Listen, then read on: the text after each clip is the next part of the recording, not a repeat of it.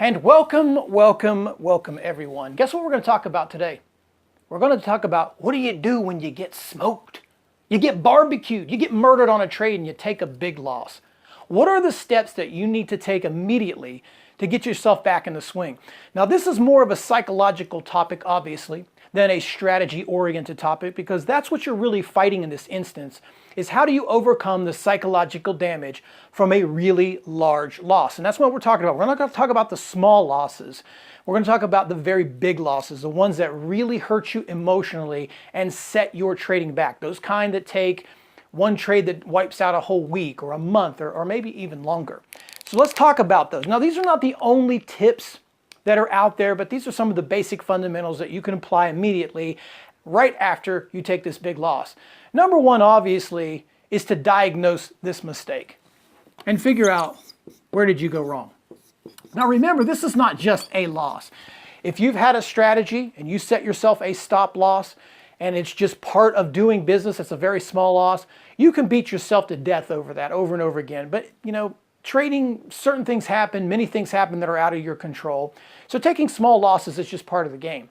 Again, we're focusing on these very large losses. And usually when you look at the mistake, what happened was you had mainly two things. Again, not the only two things, but mainly two things that happen here. One is the discipline. You had set a stop loss for yourself when you entered the trade. You said, this is my setup. This is where I want my stop to be. And maybe it was a mental stop where you said, I'm not putting a physical stop. I'm not putting in the order after I enter the trade, but I'm going to just mentally monitor this trade. And then it goes below your stop. And then you make excuses for why that trade is, well, this trade has to go up or it has to go down. It's been sold off too much. It has to bounce. It's gone up too much. They have to pull this thing back. And you start making excuses for the stock. And then you start adding. Now, I shouldn't just say stock. I should say any financial instrument that you're trading. It works across the board this way. So you lose that discipline, which we've talked about in a lot of these past lessons. And that causes you to make excuses for the stock. And then you add to the position, and then it could just potentially get worse and worse from there on out. So that's number one, that discipline of just breaking your rules, not following through with your plan and your strategy, and going against what you know your better judgment, and then you really have a big loss. The second piece of that is also kind of discipline, where it's just kind of like those rogue trades or revenge trades that we talked about before. Now, for those that are new, don't understand exactly what that is, we've talked about as well tiers, ranking each and every trade that you take. And that's something that you have to do to be successful, because not every setup is created equal, not every stock is created equal, and not every trade is created equal. You want to be max size at tier 1 positions. Now, we often have stuff that's not quite as good as another trade, but we still want to take it. That's what we classify tier 2s and 3s. Revenge trading comes when you take that loss and you immediately want that money back, or you take something because you are bored, you don't see anything else, and you feel that you're missing out on opportunity, FOMO, and you take trades that are out of your wheelhouse or out of your comfort zone, and they often lead to bigger losses, because what you don't know how to do well with those trades, you know how to see those trades and understand those trades, but you don't know how to manage them. So when they start to move against you, you're not quite sure how you can handle it. Therefore, that leads to bigger losses. So the first thing is we want to look at that mistake. And we don't want to say that we're just dumb. We want to just honestly look at ourselves and say, did I lose my discipline because I set a stop and I disobeyed my orders? Or did I just go crazy and just start throwing money, fun bucks, and just and trading stocks like that or trading financial instruments? That's what leads to big losses. If you use stops and you trade within your wheelhouse, so to speak, you should never have big losses, only small ones. The next thing you should do is immediately take that day off. Again, going back to what we just talked about, revenge trading, I got to work on this penmanship, is that your impulse to get your money back. Unless you're a real experienced long-term profitable trader, you do not need to go right back into the market afterwards, because that's your DNA. That's our DNA. When we get wronged, what do we want to do? We want to stand up for ourselves. We want to enact our own justice. So when we lose money, we want it right back, right? Something's taken from us, we want to take it back.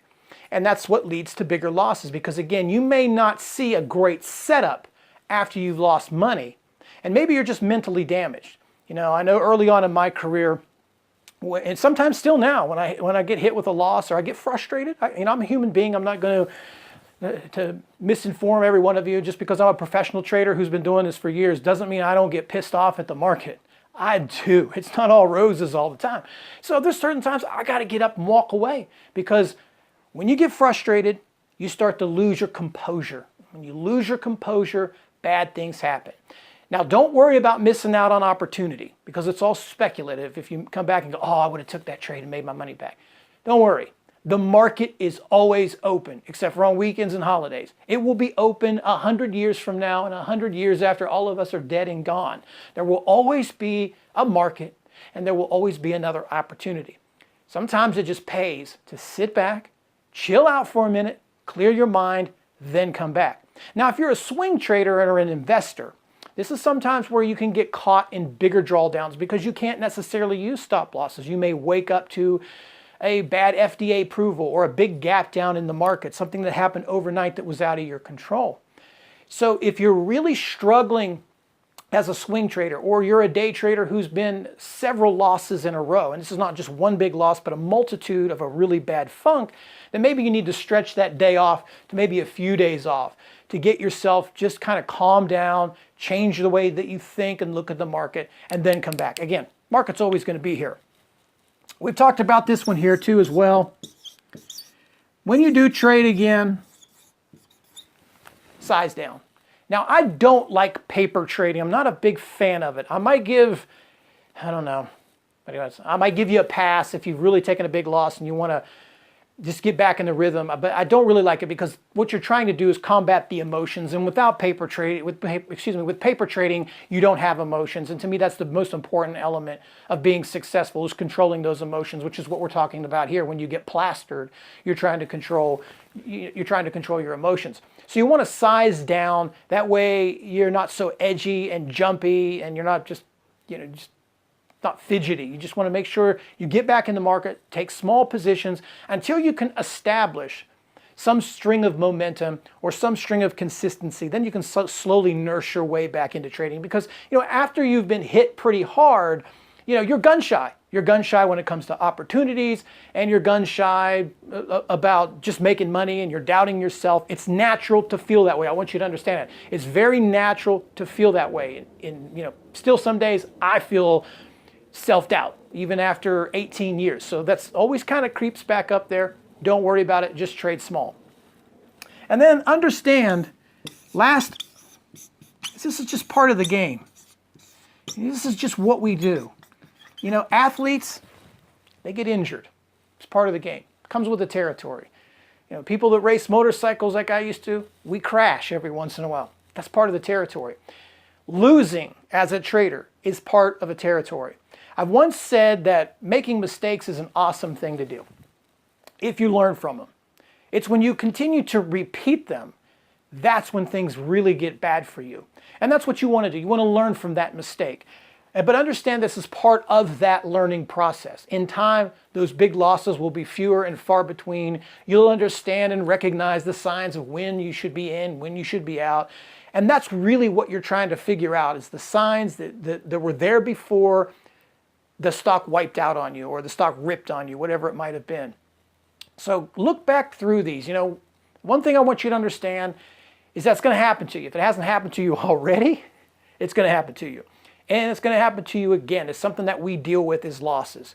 Every once in a while, though, this all kind of starts with discipline. We have a plan, we have a setup, we have a structure, and we have a certain risk in mind. Where this all goes wrong from the very beginning is when we break those rules and we tell ourselves or make excuses for the stock and say, but I like Facebook. It should always bounce, right? I shop at Amazon. I love Amazon.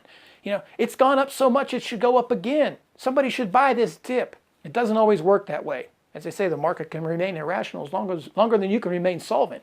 So kind of keep these in mind. If you've been hit a couple times with some really bad losses, you're struggling emotionally and psychological with trading, because that's really what this is all about. Trading is all psychological. It's all mental. It's all emotional. And you're trying to get that level where you can, understand what trading is all about. and how you can take control of those emotions and use them to your advantage, take a moment, visit thelincolnlist.com for a free trial to our live trade room. Until the next one, I hope this helped you out. Take care. Talk to you then.